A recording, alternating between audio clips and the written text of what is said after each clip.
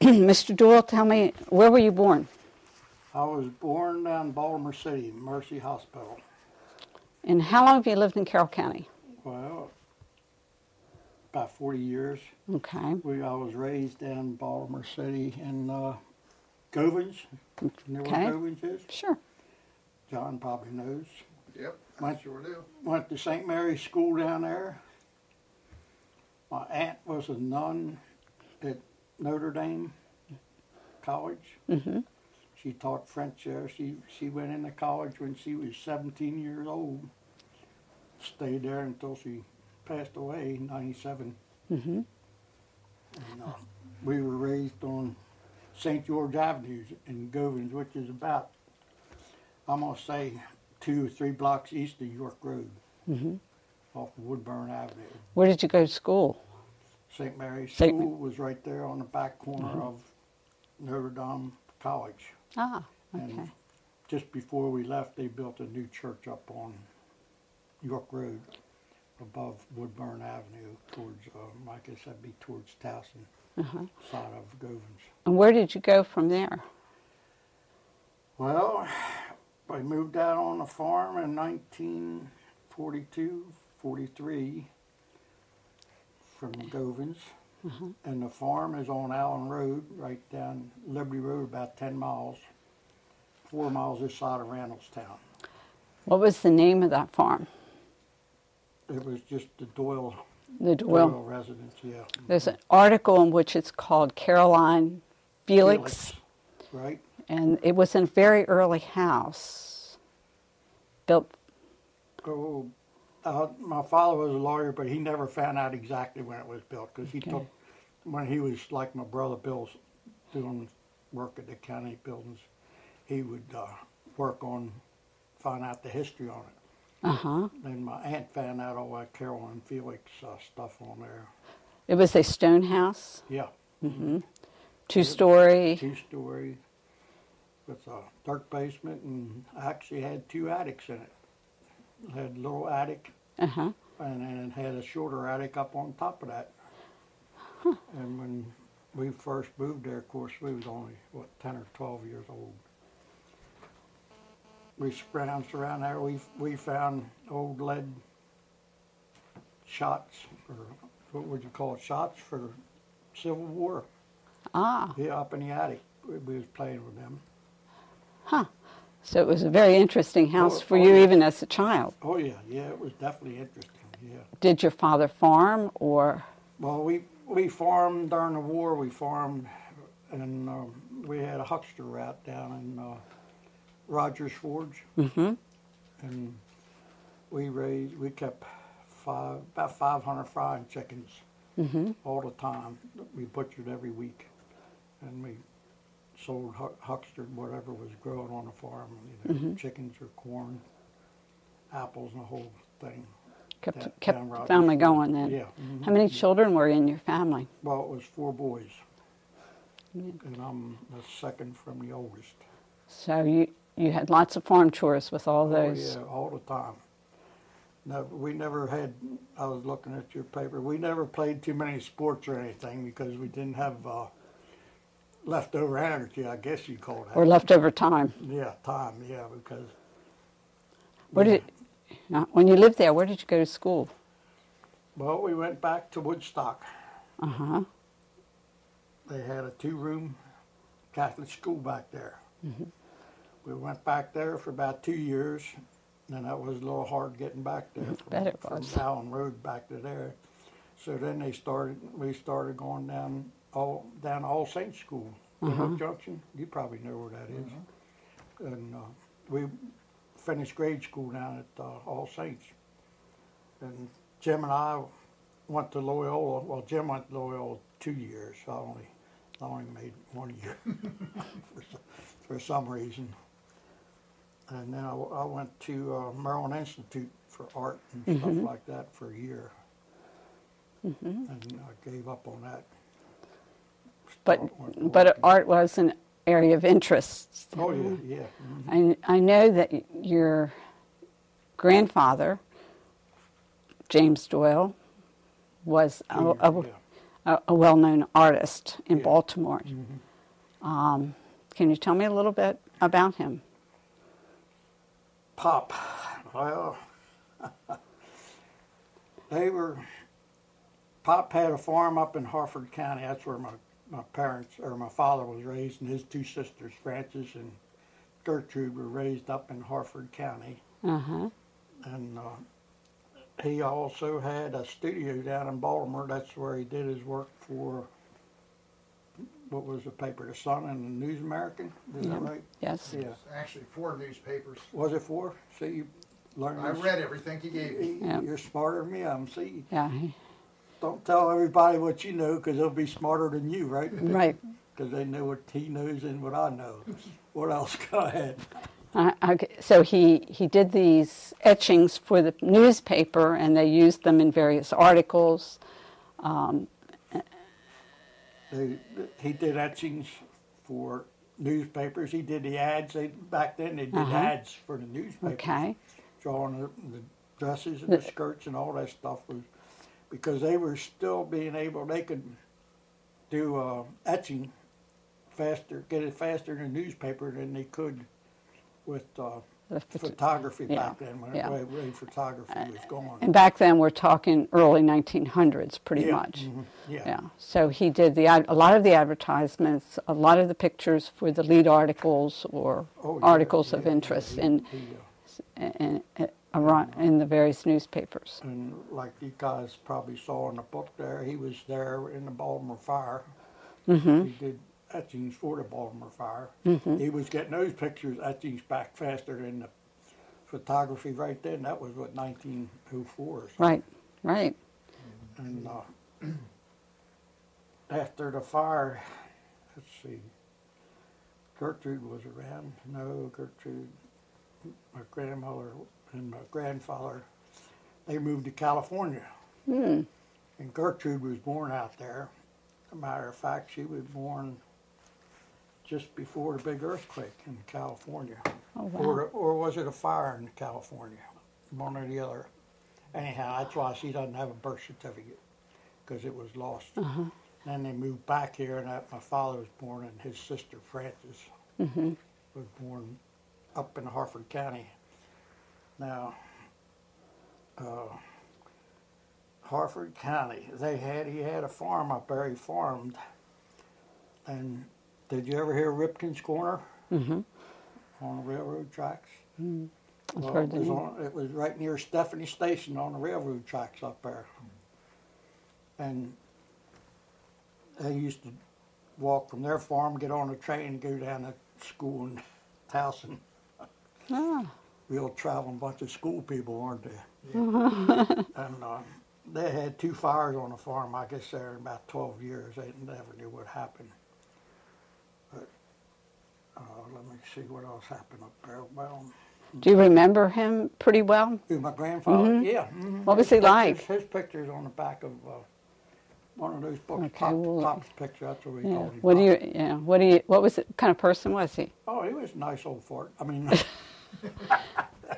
So you enjoyed your visits he with lived him. on the farm with us his last years. And how about your grandmother? My grandma, they were divorced. Uh-huh. Pop and Sally got divorced when my father was around 16, I'll say, because he went to live with his aunts. My father and his sisters went to live with his aunts. They weren't old enough yet. Yeah. Yeah. And Pop and Sally each went their way, you know. Uh-huh. So Sally remarried, and what I'll tell you, her husband's name was Lawrence, Shoul. I didn't put that on there, I don't that's think. okay.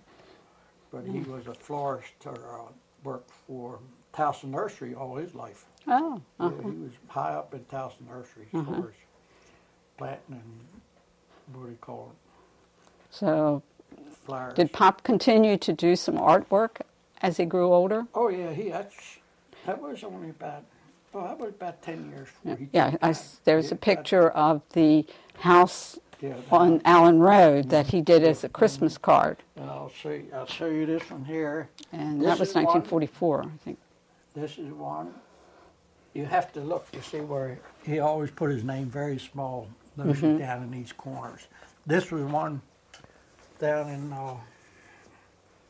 what's on the back of there, Ann? It's on the back of here. Well, I thought I had. Charles and Lexington. Oh, okay. I thought that was my name, but that would be right. Yeah, Charles. so that's Charles and That's a bank. Lexington Isn't that a bank? Street. Isn't that what it says right on the top of there? Looks like Old Provident Bank. It says Fidelity Trust Got Company. trust, okay. Is it? Yeah. Yeah. That's something they never finished. That's just been kicking around for a long time. I don't know what to do with that either. So he continued to do Oh, yeah, artwork for people for Christmas cards Yeah, or for Christmas framing, stuff or around here. so he's a very talented man. Yeah, well, for a while he did go over to Washington, and he was a cabinet maker too. He went over to Washington with the Dominican house. Am I saying that right, John? Right? I'm a priesthood. Dominicans. He made furniture over there for, I don't know, 5 or 8, 10 years maybe, I don't know.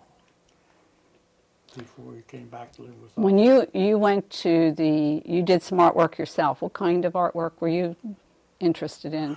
Well, I went down to Maryland Institute to learn art. I learned silversmithing, and of course you had to take certain drawing and some stuff other, because I was actually the youngest person that ever went to Maryland Institute. Oh, really? Yeah, Pop got me in there. Yeah, he wanted to see if that talent continued forward, huh? Didn't quite go that way. But you did work as a tinsmith or silversmith? Pardon me. Silversmith, Silversmith. I Metal wasn't spinner. sure which. metal spinner. Uh-huh. And I went in the service. I got married young, went in the service, come out and went to Steve Silver work. Uh-huh. Now you reach Okay. over there and back of you and see that candlestick? Yes. The candlestick. Candlestick Pull right it here. out, yeah. You can just dump that on the table there, because I Okay. keep stuff. This is a candlestick that I reproduce. It's the same as my grandmother It's a nice, simple when she was a kid. style. Yeah, it's a 3-piece candlestick. Uh-huh. Yeah, the tops. Comes all apart. Reproduce that, and can you reach those? You're close. Keep on, yeah. That one and the next one back of it. You just dump it out on there.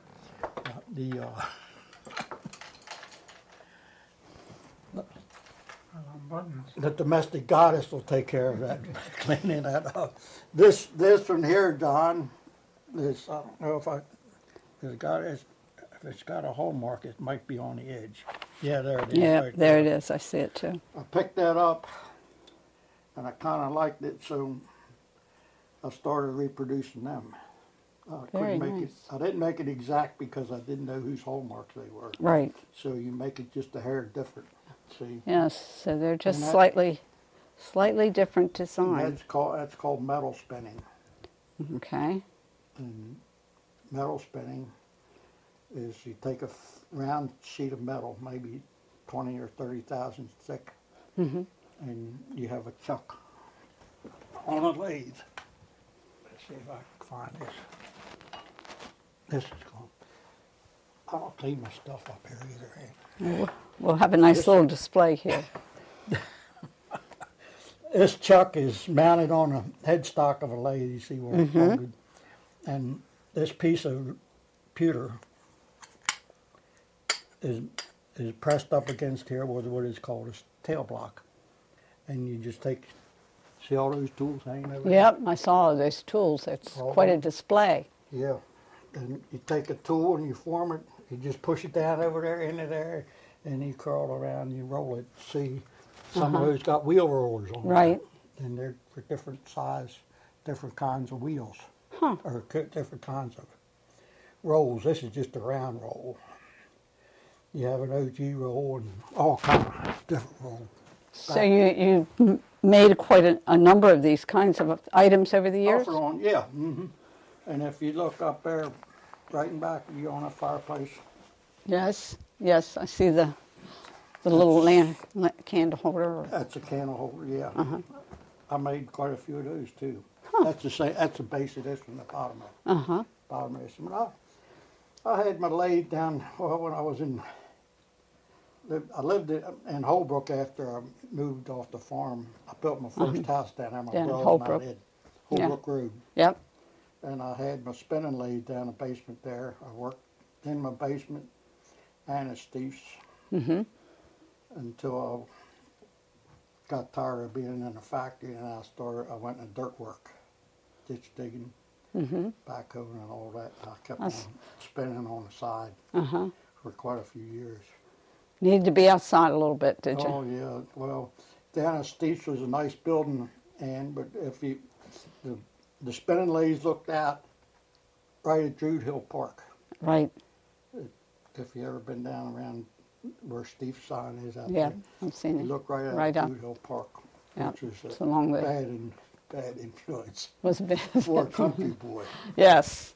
Having lived in both the city and country, Yeah, you yeah, knew that. Well, I knew what I wanted, so I quit that. And brother and I was in the dirt business, I don't know, for about 30 years, I guess, until I finally got smart and retired.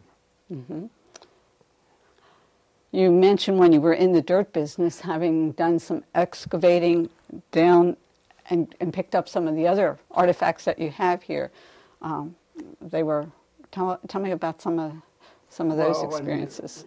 Especially down in Baltimore and different places, when you dig, you get in what they call them live piles or something, trash piles of people, and you start digging in there and you find something, and if you're lucky, you can pull it out in a backhoe bucket and it won't be broken. Right. But 50% of the time they are scratched up. You found some things that had been in the Baltimore fire, you said. Yeah, I found a bunch of bottles. Most of those are over in that corner behind John. A few of the ones up there have been, I don't remember anymore where some of them came from. Just keep piling. But you were telling me that they after the fire, they must have dumped a lot of stuff off of one of the bridges. Right at the edge of the Hanover Street Bridge. And they so made a landfill out of that from the Baltimore fire. Then we dug down there, put a sewer manhole about 20 feet down the ground. And we were digging all the way down until we got to the original ground down there. So occasionally you would find something Yeah, there. we found, and then it disturbed me because we had colored people down the ditch. They found out Charlie was taking these bottles home for antiques, and the colored fellows down in the hole started saving them. They started. The other fellows started thinking maybe there was some They value. took them to the local antique stores right down in Baltimore and hocked them for whatever they could get for the darn thing. Sure. Fair game, I guess. But Well, finders keepers, I guess. yeah. So what else now? Where are we at, Ann? Well, we're talking a little bit about what you did during your life. I know you were in the Korean War. Well, I was drafted for that on, let's see, April '53, Korean conflict. Mm-hmm. They never called it a war until after we got over. After it was Vietnam. over, yeah. And I was drafted, and spent my 2 years. I was lucky. I spent my 2 years down at Fort Bragg. Wow. In the service. I was put in the 82nd Airborne. Of course, they were still under strength from the Second World War. And I spent my 2 years down there as a medic, pill roller, whatever you want to call them. My two brothers, my little brother, he was a little bit rowdy.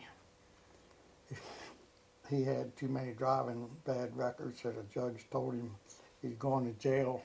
Now, this was Tom. He was 2 years younger than me. Told Tom he's just 17. He says, boy, you going to jail? And this was back in the 50s, you know, for driving. Going to jail or you going in the service? So their old dad had to sign for him to go in the service. Tom went in the service. He had to take 3 years. And he spent his whole 3 years over there. In Korea. Over in Korea. Yeah. Wow. Yeah. Wow. Big brother, he was up in, same time he was up in Germany. And my other brother, Bill, he kind of dodged it a little bit. He joined the National Guard. Well, I guess it was kind of important to your father